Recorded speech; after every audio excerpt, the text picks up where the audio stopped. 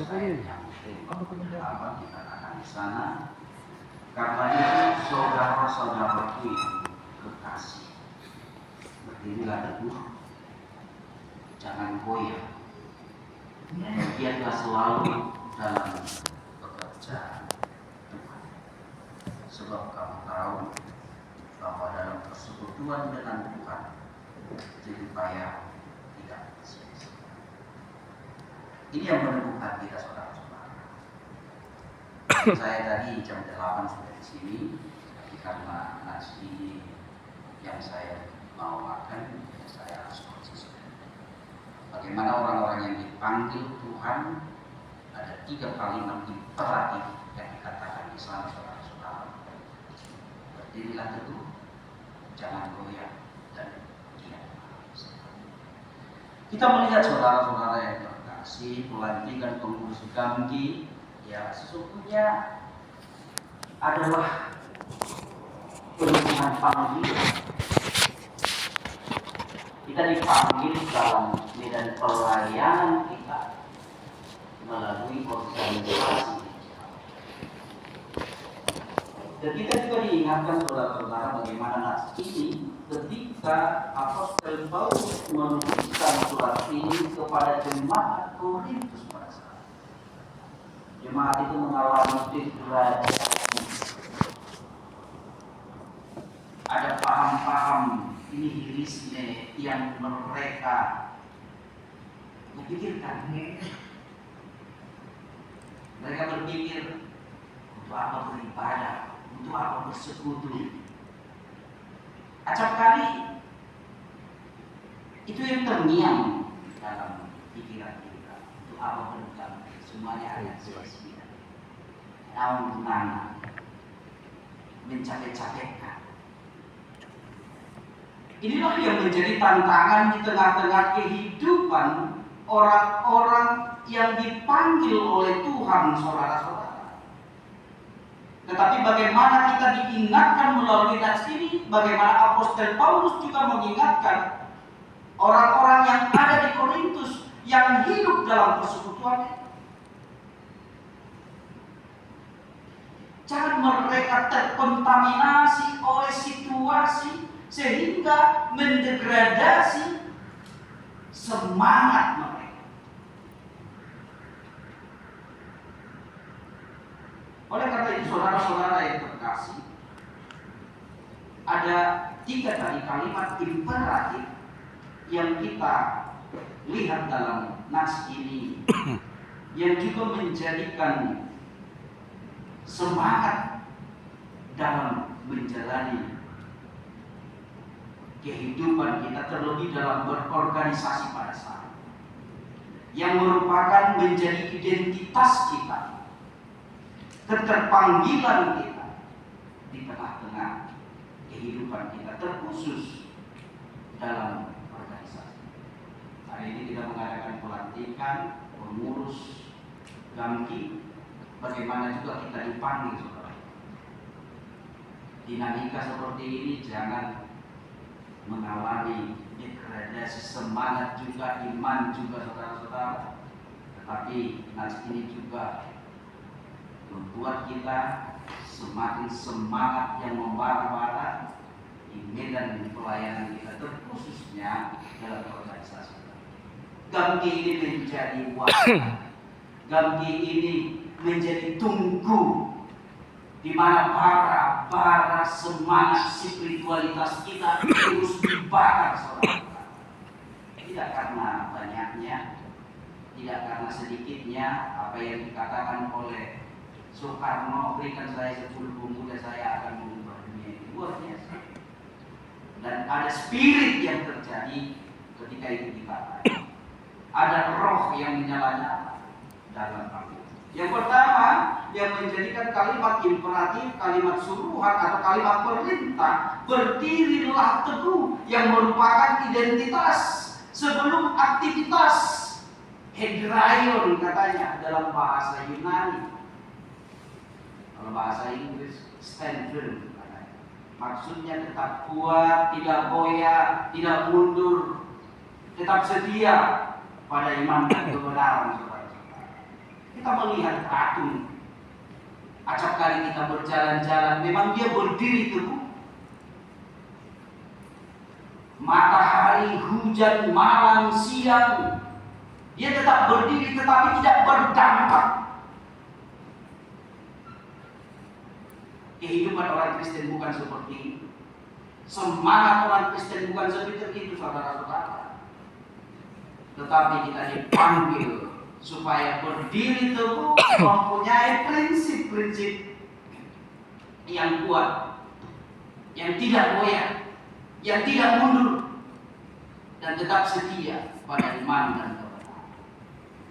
Memang pikiran selalu secara manusiawi, saudara-saudara, ketika kita melihat ada acap kali dalam pikiran kita mengatakan ya begininya, dengan situasi yang kita hadapi.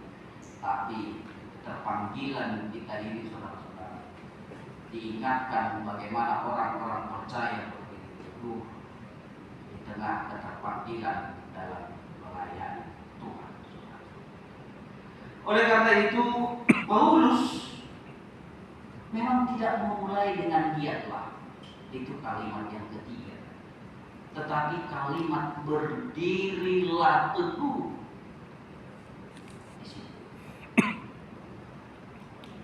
Oleh karena itu kita melihat bagaimana keterpanggilan kita di tengah-tengah organisasi Gambi ini, saudara-saudara, memang ada banyak pekerjaan kita, ada banyak kesibukan kita, saudara-saudara, tetapi kita dipanggil untuk melayani di tengah-tengah masyarakat, melayani bahkan di tengah-tengah gereja dan bangsa. Tetapi kita diingatkan juga dalam pelayanan kita agar tetap murni dalam pelayanan, bukan melihat jabatan, tetapi dengan prinsip dan dasar iman yang kokoh. Itu prinsip berdirilah teguh, saudara-saudara.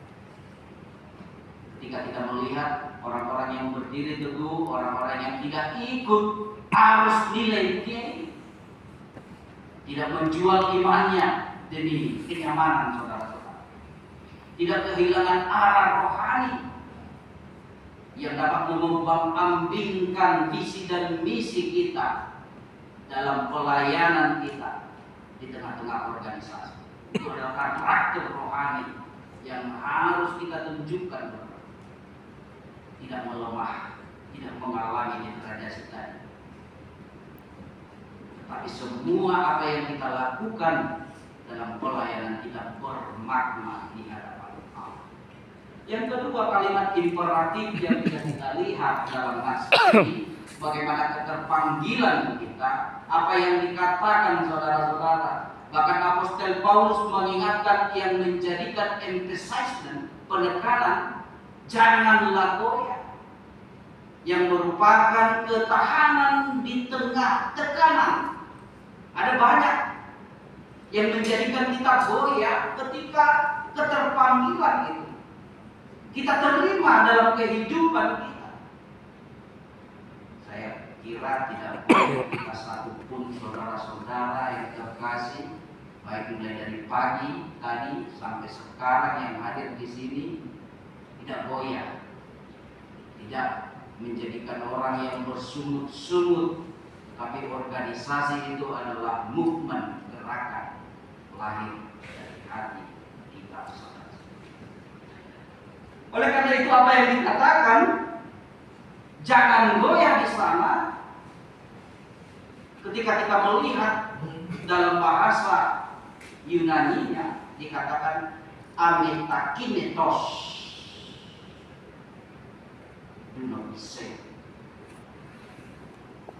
yang artinya jangan mudah terguncang, jangan ragu-ragu, tetap stabil dalam iman dan inilah keterpanggilan kita yang menjadikan prinsip yang kedua dalam melayani. Kita melihat acap kali yang dari luar itu yang mempengaruhi kita. Ketika ketika sesuatu apa yang mau kita lakukan, ketika kita melihat langit yang begitu mendung, apa kita katakan? Apa yang mah? Ini mah apa yang mah? Tak pola menjadi nama tergoyah, saudara-saudara. Ketika kita melihat karakter dan nilai-nilai ketua kita, fungsionaris kita, tergoyah kita, itu bisa menonton. Doa kelamaan, terus goyah. Itu tantangan yang harus kita hadapi dalam pribadi kita, saudara. Karena keterpanggilan kita dalam organisasi ini bukan keterpanggilan kolektif, tetapi individual dengan dasar dan prinsip-prinsip spiritualitas dalam melayani di tengah-tengah. Oleh karena itu kita diingatkan jangan lihat orang lain yang mempengaruhi pengaruh-pengaruh buruk yang menjadikan kamu goyah dalam setiap di mana kamu melayani, karena semua itu adalah medan pelayanan Anda, baik dalam pekerjaan, baik dalam rumah tangga, baik dalam lingkungan, terlebih di tengah-tengah kehidupan. Apalagi semua anggota ibadah itu amunah rakaman berkomitmen. Ada catatan seperti itu. Ada dalam artinya ya upline-nya dia downline, apa yang dia katakan. Kalau bos dinas luar, ya anggota dinas dia. Kalau diberi di mana, komandan laut keluar, dinas luarnya, dinas dia adalah kita. Tantangan-tantangan yang seperti itu yang kita dapat lihat yang menjadikan kehidupan kita goyah, bahkan dalam pelayanan kita juga.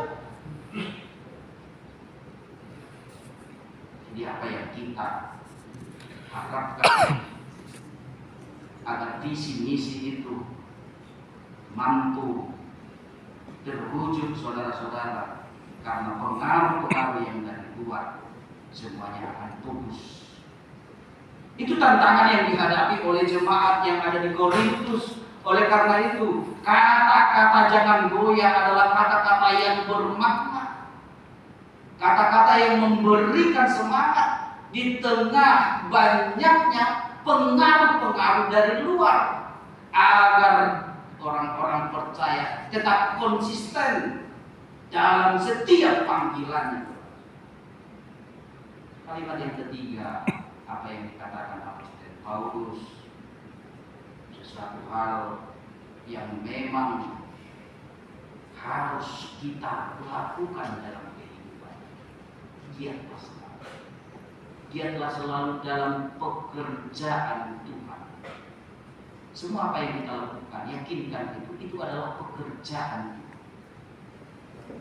Berdampak buat kebaikan untuk sekeliling, sekitar.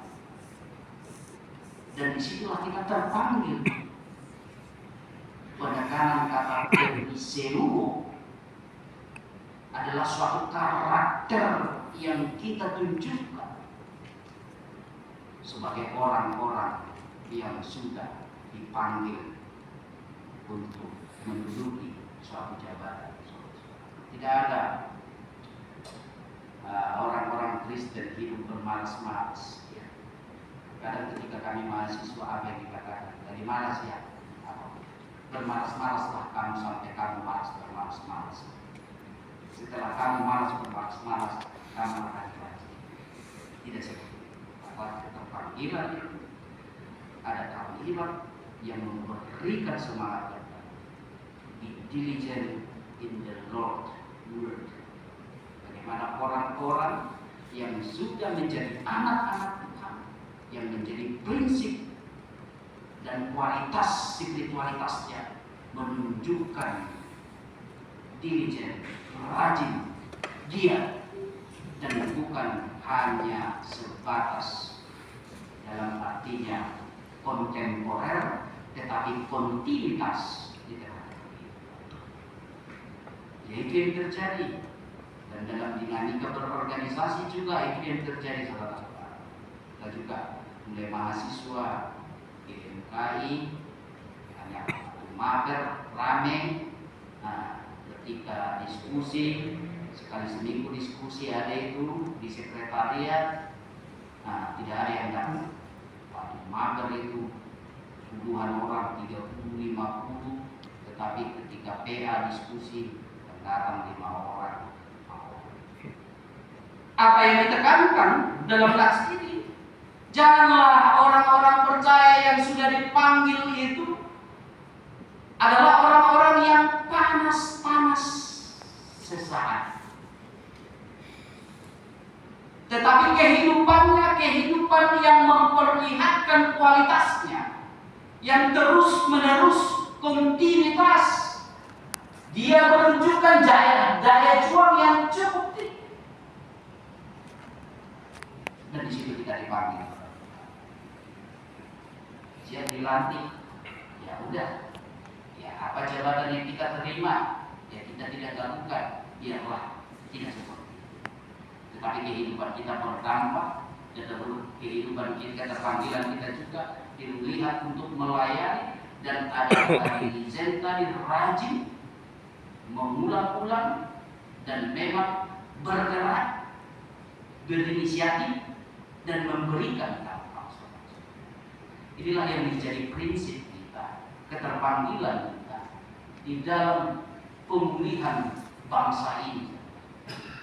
Ketika 3 kata pilar tadi yang menjadikan dasar spiritualitas keterpanggilan, maka tercipta pemulihan yang kita lihat dalam kehidupan. Dan itu yang menjadikan tantangan-tantangan pada saat ini di tengah-tengah gelombang dan banyak tantangan-tantangan yang mengadakan terjadinya degradasi iman dalam kehidupan kita. Dan itu yang disoroti oleh bahkan gereja-gereja yang ada di dunia, bahkan gereja-gereja yang ada di Indonesia, saudara. Bagaimana kehidupan spiritualitas orang-orang Kristen yang pada saat ini sudah mengalami degradasi dengan pilar Ecclesia Domestika. Ada 2 krisis yang dunia hadapi pada saat ini. Yang pertama krisis ekologi, yang kedua krisis keluarga. Jadi keluarga adalah inti daripada masyarakat. Ketika bangsa ingin berubah, ya tentunya nukleus inti-inti daripada masyarakat itu, yaitu keluarga. Itu yang harus dipulihkan, saudara. Jadi dari keluarga menjadi pemulihan yang kolektif menyeluruh di tengah-tengah organisasi kita dalam bahkan bangsa kita mengalami pemulihan yang tadi. Yang berikut saudara-saudara yang terkasih, apa yang kita lakukan dalam setiap pekerjaan kita itu merupakan pelayanan kita kepada Tuhan. Ada janji Allah, ada motivasi besar yang menjadi dasar dan cita-cita kita. Kita diingatkan setiap panggilan kita, setiap pelayanan itu semua tidak sia-sia di hadapan Tuhan, saudara-saudara. Dan itu yang dikatakan oleh Apostel Paulus, bahwa dalam persekutuan dengan Tuhan, jerih payahmu tidak akan sia-sia. Tidak ada yang sia-sia pada di hadapan Tuhan. Tapi ingatlah, ketika kita melayani orang-orang, ya, mungkin ada kesia-siaan. Tapi melayani Tuhan, saudara-saudara, Apostel Paulus mengingatkan tidak ada yang sia-sia di hadapan. Jadi kan kalau kita asik itu tidak, semua itu berharga di mata Tuhan, dan semua itu tidak sia-sia di hadapan Tuhan. Dan itulah yang menjadi dasar panggilan dan semangat yang memberikan semangat yang baru, saudara-saudara. Karena hidup kita adalah hidup yang bermakna di mata Tuhan, dan pelayanan kita itu adalah pelayanan yang mempunyai nilai, bukan hanya nilai dari ukuran dunia ini, tetapi nilai kekal yang Allah berikan. Karena apa yang kita lakukan dalam pelayanan itu, pengorbanan itu tidak akan hilang. karena ada panggilan kita juga melayani di tengah-tengah masyarakat, gereja dan bangsa.